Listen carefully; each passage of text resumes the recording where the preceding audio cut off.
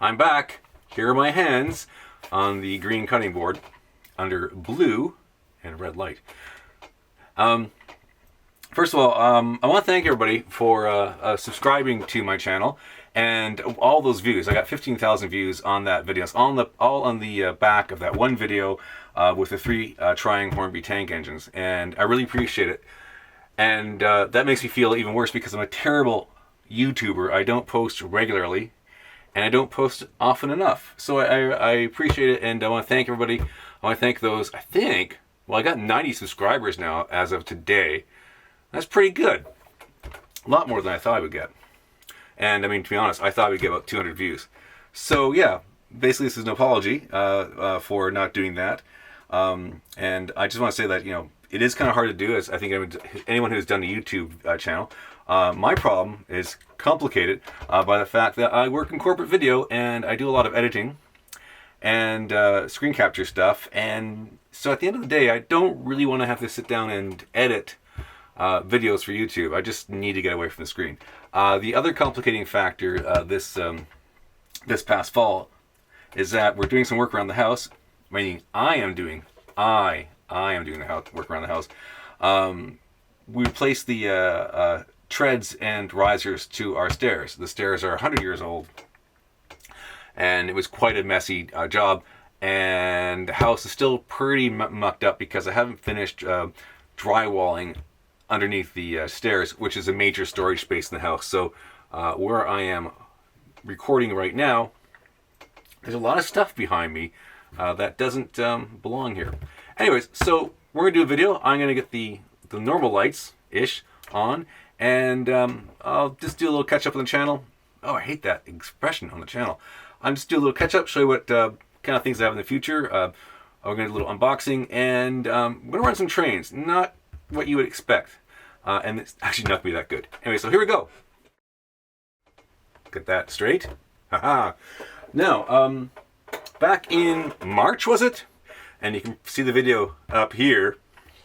I bought a Revel model kit of a Bronco, and that was my first new model build in many years. I still haven't built it, by the way. As I explained, I have a job now. But another thing too is I sort of held back because I don't want to paint that, or I'm out of practice painting models, and I don't want to destroy that kit. They are fairly costly these days.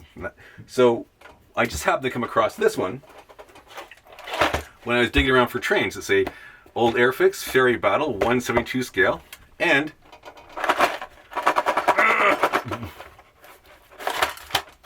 it's got all its pieces. It even has some old Humbrol paint I wouldn't realize I had.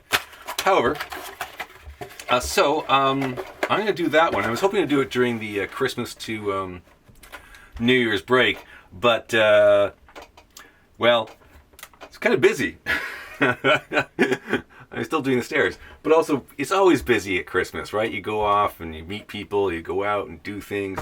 So yeah, but hopefully I might get this done, start this before I go back to work, which is next week. So anyways, there's that. And because I want to make things more complicated for myself, because that's the kind of person I am, I went off and bought this little RAF ground personnel kit. And so I'm going to make a little, like, what you might call a diorama type thing. And to make things even more complicated for myself while I was at that hobby store, I picked up this. I do like, and I don't know if you know this, I think I kind of like not commercial, but civilian aircraft. I think this kind of it's an under-modeled. They're not, people don't really think about modeling them. I really like this Beechcraft Stagler wing, and it fits what the models I kind of like for some reason. I like kind of interwar, early war aircraft. So it explains this, and this, and a couple other things I like to do. So I got that, and just to make things even more complicated, as a joke, I said to my nephew, "Hey, you can buy me a model airplane kit for Christmas." The guy's flush with money. What do I care? And so, lo and behold, I got this. Now, the neat thing about this AMT kit, it's only got like 40-something parts. And this one, I have no idea. It is my first Tamiya kit, so this should be interesting. And the funny part was, I was actually thinking, what kind of airplane would I like to do? Well, a seaplane. I think I would. In my head, I had a Kingfisher, but this is the same layout. It's got the big pontoon underneath it, so it'll be kind of fun. But yeah, there's that. So that is the model kit business. So let's take those away. Yeah, look at that pile. All right. Now, if you don't mind things being a little blurry for a minute, I was busy on eBay because I know it's blurry. I'm a little bit of an idiot. So I got this. I have opened this just to check, make sure the contents are there. So we're going to unbox what's in here. All right. Okay, I will focus that. There we go. All right, so that's in focus. So I just realized how my camera works. So we'll take these little tabs off.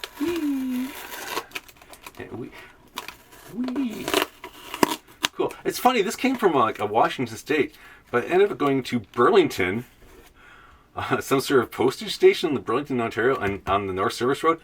I'm from Burlington. I'm surprised, but I don't live there anymore. So let's open this up. And of course, being some old stuff, it's full of packing peanuts. So let's start with this one. Okay, fine. Aha! Okay, let's take this out. So in here I have this. A CN.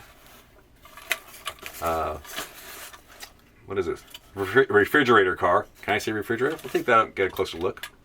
I also have this one, which is a Transcontinental bulk cement car. And the one I've always wanted, oh, here we go, is the pulpwood car. Ah, this is a nice one. Anyways, let's take a look at these. All right. I have a new exposure, so this should look a little better in this take. This is the Canadian, notice the French spelling, National Refrigerator Car. And I believe the catalog number was R129CN, or it could be R1291. There are different variations of these, so I don't know. I think R1290 was a different, I think Chesapeake and Ohio. Anyways, so this version has the white sides and the black roof and the black frame.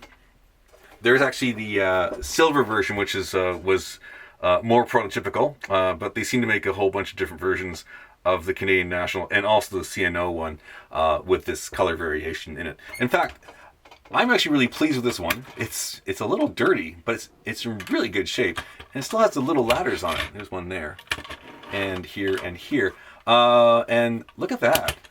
There's no rust on those axles, so I don't know where this has been put. What I'm going to do, I just happen to have this length of Pico Flex track here. It was for another purpose. Here, hold on. There, that. Okay. So, I know this is not the best angle to show stuff, but hey. Oh, hey. And that's quite good for that model. That's really nice. So we'll put that guy. There. All right. I should really keep this, shouldn't I? We'll come back to that. Right. So let's open up this one. Here we go. This is the Transcontinental Railways, and this is hold on. Now I'm gonna guess that I'm sure that's probably out of focus. R135 is the model. I'm assuming this is the same. This is the correct box for this. $3.50. I don't know. That's amazing. Let's open her up. Now, this was probably dates from, well, it's Triang, so it dates from the mid-60s. And I don't know when they stopped making the actual Transcontinental. I don't know when they actually stopped making the Transcontinental range. And the Canadian range sort of inherited the models. So, okay. Oh, look. Oh, my gosh. That's kind of cool. That pops off. You might think it's broken, but in fact, this is an operating car. There you go. That opens up. And right there is the switch. This is actually the same mechanism as my Concept ore car from the previous video. And oh, here's something. You can tell this is older by looking at the trucks. I hope that's not too much glare. Let's see if I can get that in there. Yeah, so you can see this one has the pin, what they call the pin. This one has the pointy ended. There you go. This one has the better bearings, and that the axles are pin shaped. Whereas this one, you can see they're just axles going into the hole, the bogie there, and you can see again it's a different setup. There's the there's the wheels, and there's that. So it's a bit different, and it won't run as nice, but still, it's very nice. This is actually, again, really in great shape. And of course, as a kid, you'd put your load of stuff. I used to chop up straws because it'd be easy to do, and I've never had this one. But and then you just put your lid back on, and there you go. I didn't know it did that.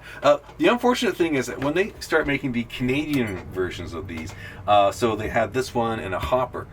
So this was operating, and then they operate an operating hopper. But in the Canadian range, they just sealed the bottoms. I don't know why they did that. You know, some play value went out of that one. But still, this is in excellent shape. This guy, I bought this on eBay from a guy, and man, his stuff is really nice. I don't know if it's personal stuff or stuff he's just collected, but this is in great shape. And so let's put this one over here. Put that off the back, and we'll put this over here. And let's take a look at the pulpwood car. I'm gonna say I always want the pulpwood car. Let's pick this up. Oh, what is this? Is it? There we go. It's I know it's out of focus.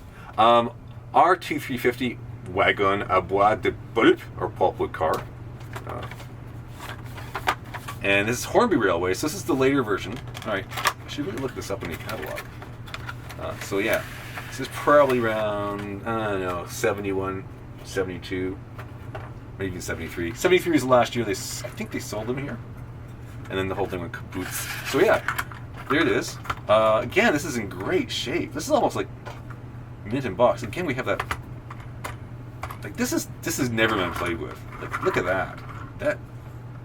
I think by opening the box, I just lost a lot of value. Where is this from? This is a price tag. Okay. Wait, where's that other one from? It's okay. So yeah, and the other thing is, so we have that, and then this can lift off. So then you have empty pulpwood cars. That's just amazing. And that's pretty cool. So that's really nice. And the thing about these three cars is that this really sucks.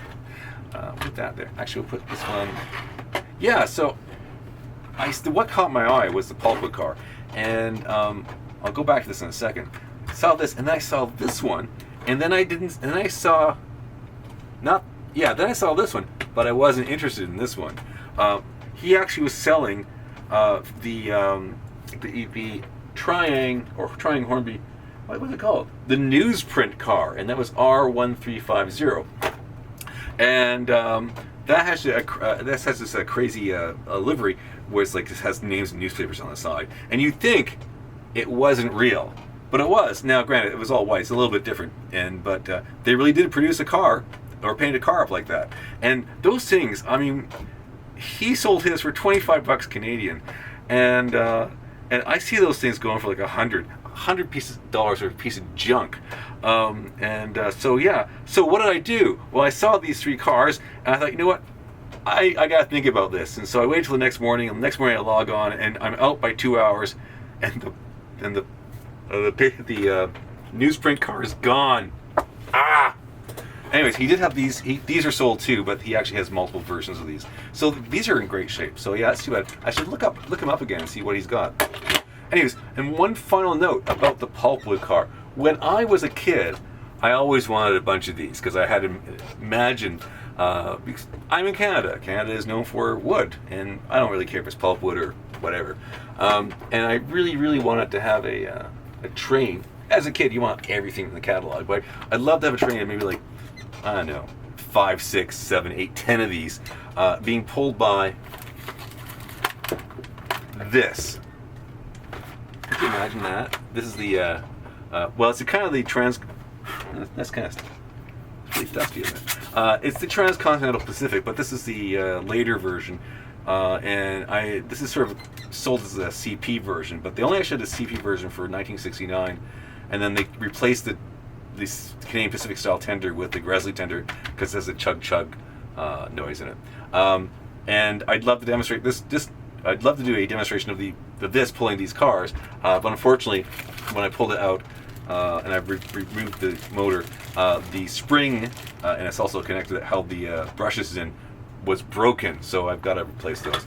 I haven't got that yet. And the other bummer too is that, well, I have another engine. I have my original locomotive, which is the CN Road Switcher, but it's the oldest one I have because I got it when I was a little kid, and it needs some TLC in the motor department. In fact, I looked inside and I remembered that there was like a loose wire, and that loose wire is still there. That wire runs the light bulbs, but that's it. So anyways, let's move on.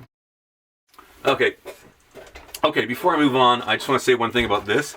This is incredibly hard to put back in its box. I think this had never been opened before, and so basically I destroyed all the value in it. Hey, whatever. So I'll move on here. So also a few weeks ago I got a call from my sister, and she said she was cleaning her house, and she said that she found this bin full of my stuff, a bunch of books and a train. I go, what are you talking about?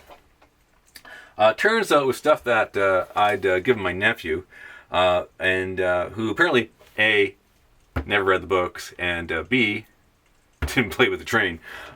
Maybe just got lost or forgot. Anyways, he's moved out, got his own life, and so there it is. It was stuck in her basement. So what she found, what was in the bin, hold on.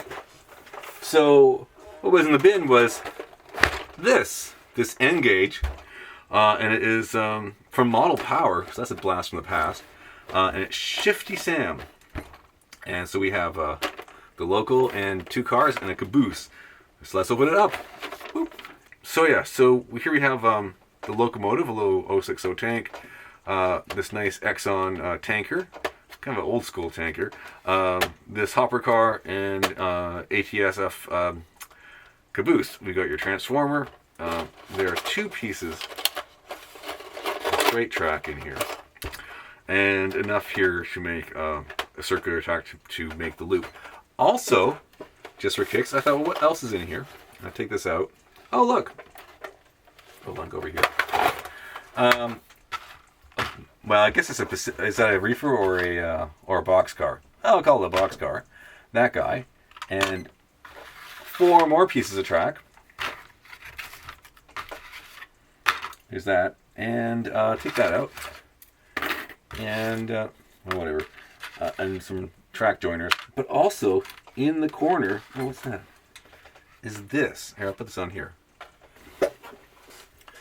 So yeah, that is the wheels and axle set from a Lone Star 000 pull train, and that was a 2mm scale model train, like as good as that, and it ran on N gauge track, or I think it did 9mm, and they made them for a couple of years, but they're really nice sets. You get them at Wilco. Get them at Wilco. I remember those being at Wilco, and I'm like, this is like when I'm like 3 or 4 or something stupid like that. Anyways, so that's interesting that stayed there. So what we're gonna do, we'll take a closer look at these guys. All right, so let's take a closer look at what we have. So here we have the locomotive, very tiny,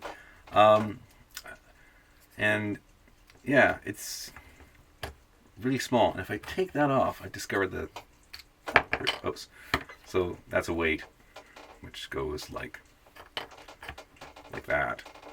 Anyways, and you have that. So that's what drives the damn thing, and that's, I don't know, which is the motor. The coils are right in there. This is puny. And I have to admit that I don't think I have the eyesight to do N gauge anymore. So let's put this back in there. And there we go. And so we have this simplified coupling rods and valve gear.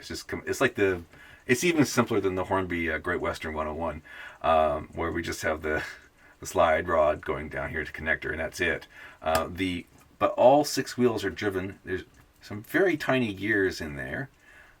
Each wheel has one, and on this side, and then there's one in between, which can barely see. So that's pretty good. All wheels are driven, so let's get that out of there. Let's take a look at our friend the Exxon. There's that. That's pretty decent. I mean, it's kind of the same quality as the Triang stuff. You know what? It's similar quality to the Hornby Great Western number 101 tank with the kind of blurry, happy motoring here. That's pretty decent, and that's kind of flexy and messed up. Pretty good though. And then we have a Burlington Northern. I mean, these are all really good. When you think of the amount of detail, it's pretty cool. Again, we've slightly blurred, but hey, it's not bad when you think about it. And then finally the caboose. One thing, and I can remember even when I had it. No, really? Was I off there? Ah! Was that this coupling here likes to be up top. I remember that. So that will take some fiddling. Yeah, stuck there. Not the best. Let's go back to our friend here, the this reefer or boxcar. This actually is a better print job on the lettering here. I mean, that's really quite fine. If you look at the Burlington Northern, like if I had the eyesight, I think I could make that out. I don't have a. Do I? Well, if I had a powerful enough magnifying glass, or I had better eyes, I can actually make that out. That says net weight, or it could be NEW 8-57. That's really good. This clearly is blurry, not legible. But move on to that. Now, so I think that might be a different make. The other thing I found was this. This was in the box. And this is a Minitrix CP Rail gondola. So I suspect perhaps this could be a Minitrix as well. Let's see how this looks. $3.05. Good God. And that's expensive back then. So we'll take this guy out. There we go. So yeah, quite nice. I think this is the nicest one, to be honest. So maybe this is a Minitrix. Anyways, so there you go. That's that. So what we should do is get these guys out on the track and see if they're going to run.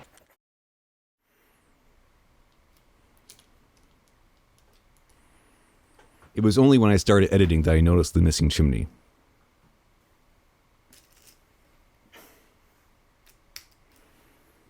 Uh-oh, this is starting to go down the route of the Hornby tank engines.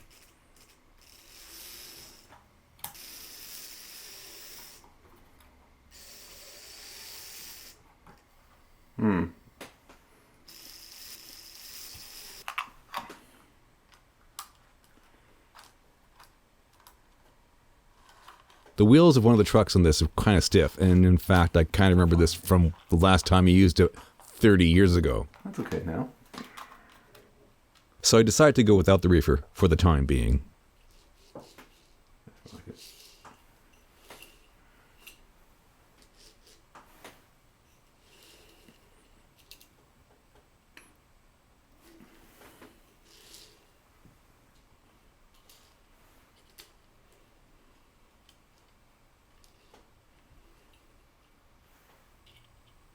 And here you can see the wonky coupler with the caboose. Once it gets set up, it's okay. A rough start, but I gave it a couple drops of oil, and it made a world of difference.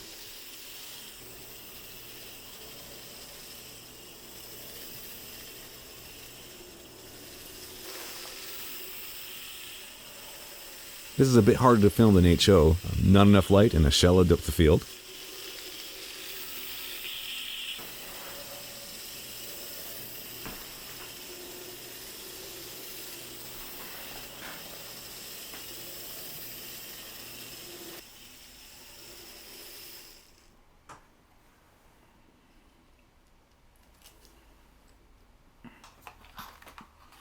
It was going so good, so I thought I'd try that reefer.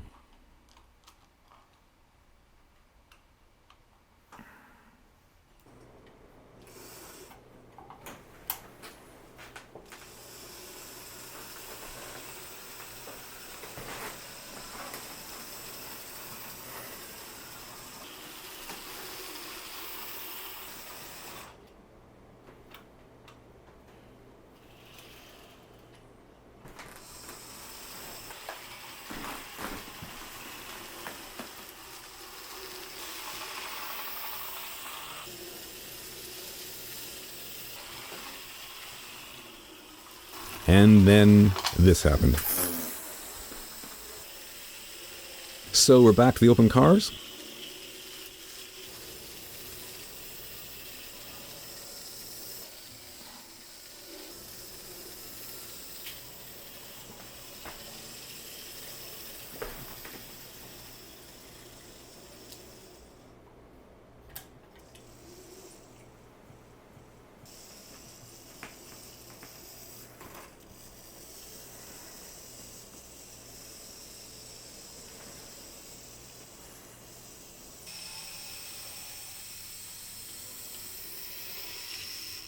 And I called it quits here. There were a lot more derailments, which I didn't show. So thanks a lot. I know that wasn't the best running session, but that's what I got. And hopefully I'll get a new video out before 3 months goes by. And don't forget to subscribe, please. I'd appreciate it. And thank you again.